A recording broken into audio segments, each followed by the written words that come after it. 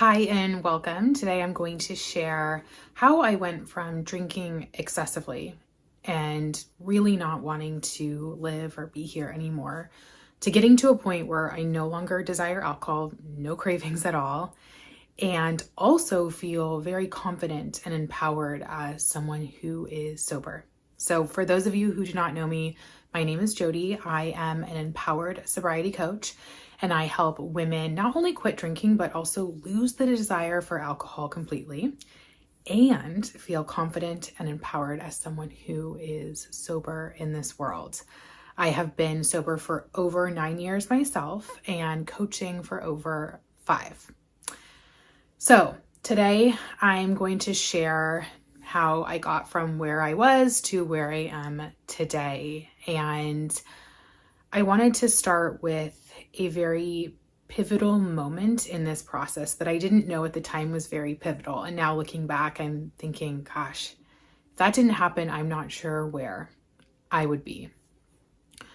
So I got sober in October of 2015, but if we rewind to June, that's when my drinking got really bad. When I knew that I did not have things under control. That everything that I was trying around making rules for my drinking, as far as, how much I could drink, when I could drink, which days and times, none of that was working at all. I was failing miserably at moderation. And after trying over and over again to control it, I just knew. It's like, okay, I probably have an issue with alcohol. This does not feel normal. It does not feel healthy. And the idea of admitting that, of even knowing on some level that I was out of control with a very addictive substance, that felt horrible. Horrible. Like how could this have possibly happened? How?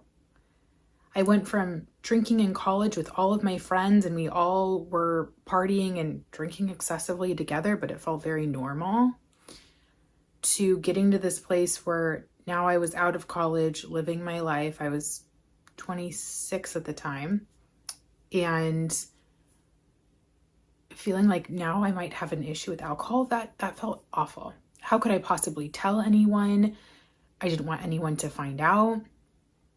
The amount of shame and disappointment and shock and where I had gotten with alcohol felt terrible, felt very heavy. And so on this day in particular, with all of that, me realizing kind of where I was with things, it was another day where I drank too much and was out of control once again. And my buzz was wearing off. And I had felt not only anxious, but very depressed that day. Very, very depressed, very low. And I remember just crying in my bed and feeling so awful that here I was again, nothing was changing. And I even had thoughts of not wanting to live anymore. Like, what is the point? And even just the thought of people finding out, I couldn't bear the thought of people finding out where I'd gotten with my relationship with alcohol. And that just felt so shameful as well. And so I just didn't want to be here anymore. Now, I wasn't actively planning to harm myself, but having those thoughts, that's not good. That is not good. And so I'm crying and crying and crying and just repeating these thoughts and just feeling terrible. And out of nowhere, I had this idea. And the idea was to listen to a podcast. Now, podcasts are very normal. They are very common. Everyone's asking, what's your favorite podcast? Oh, I just listened to a podcast. At that time, podcasts were not a thing at all. And just me even saying the word podcast, you would have thought I was saying a word in a foreign language or something that I did not speak, because it just wasn't a common practice for people to listen to podcasts. So that was very odd and kind of eerie that I'm in this like very low place in my life and I have an idea to listen to a podcast and I don't even know what the heck that is. And then the next thought was listen to a podcast about recovery, listen to a podcast about people in sobriety. It's like, okay.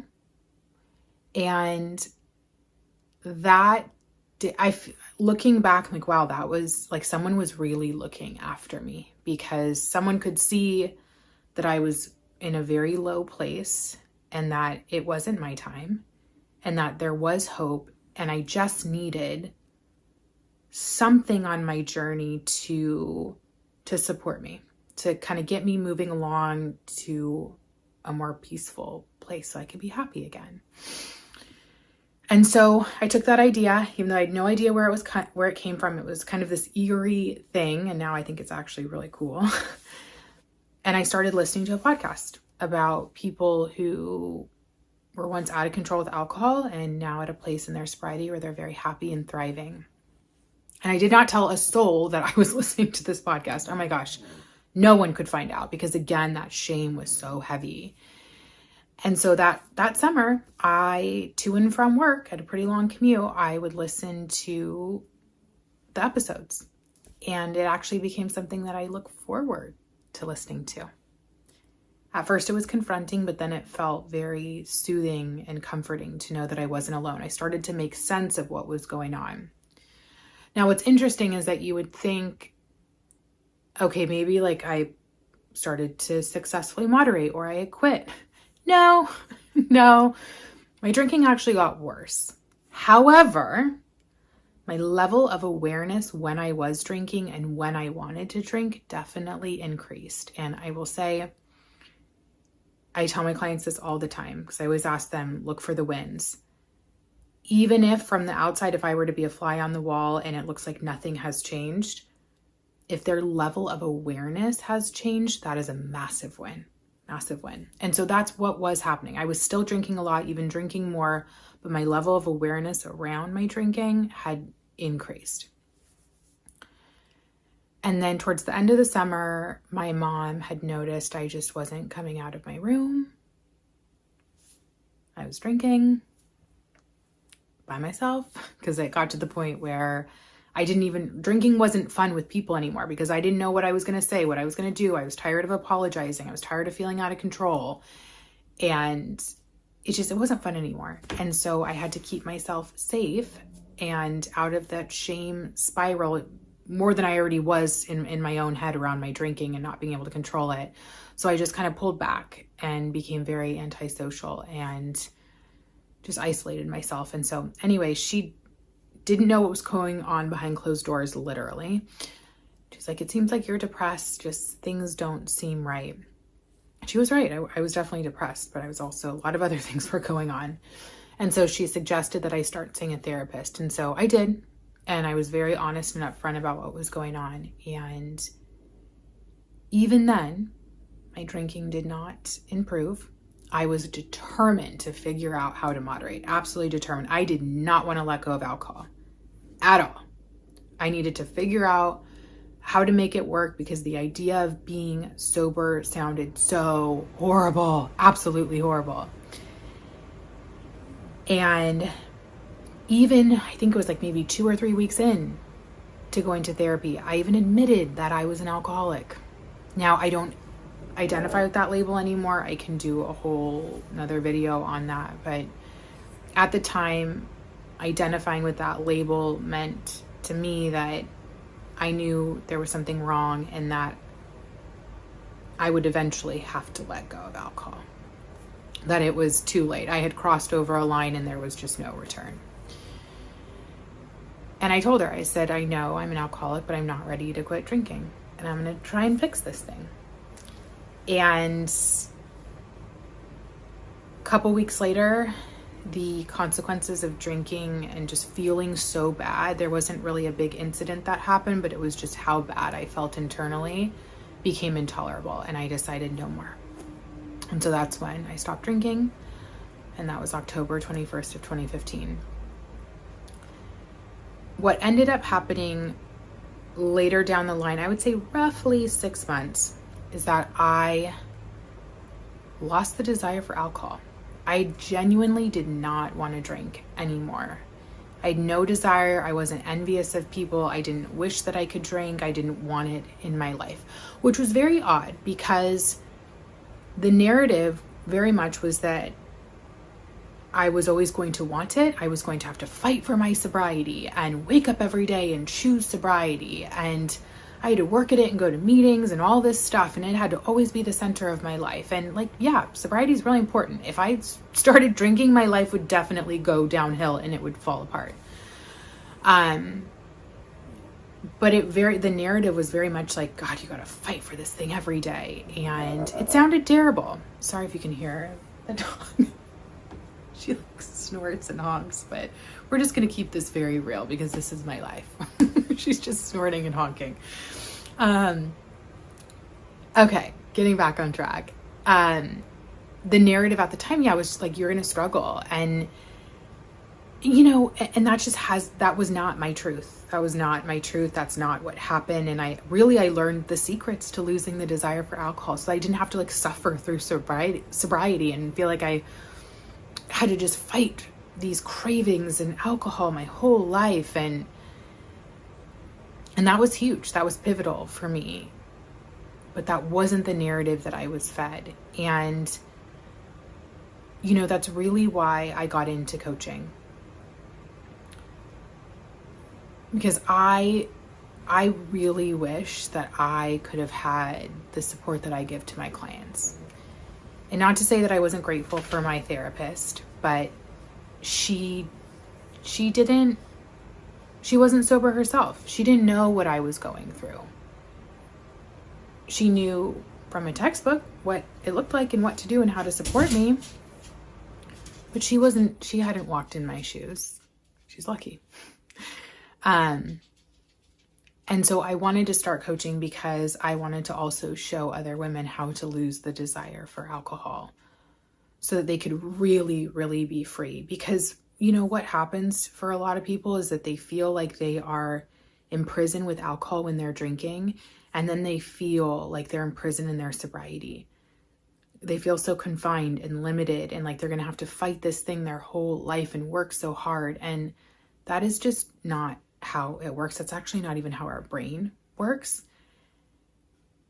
And I think if you start with knowing that it's possible to lose the desire for alcohol, that your day one, and even if you're not quite on day one yet, and how you feel now will not be how you feel on day 300, 400, 500, whatever that is. You don't even have to count days, by the way. That it's just not going to be, you're not going to be craving alcohol and fighting cravings your whole life. And here's the thing, if I would have known that from the beginning, if someone would have planted that seed and told me that truth, I think I would have gotten sober a lot sooner. But this narrative was so dark and yucky and sounded so horrible. No wonder why I was fighting to moderate my drinking. Because the other reality was some other version of suffering. So, okay, well, if I'm going to like suffer either way, then I might as well have alcohol in my life. Like that just seems better.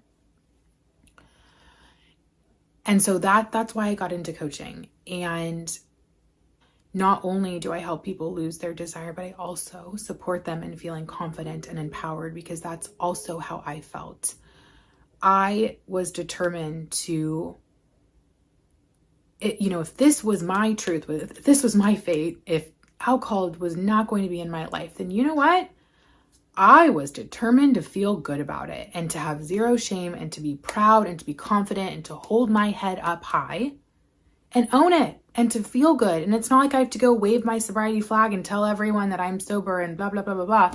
No, it's just being confident in this world, being able to travel, be social, be in a relationship, go on dates, whatever it is, and not feel limited. And that is massive, because we don't get sober to go and feel worse again like we did with alcohol. No, you got sober to be free.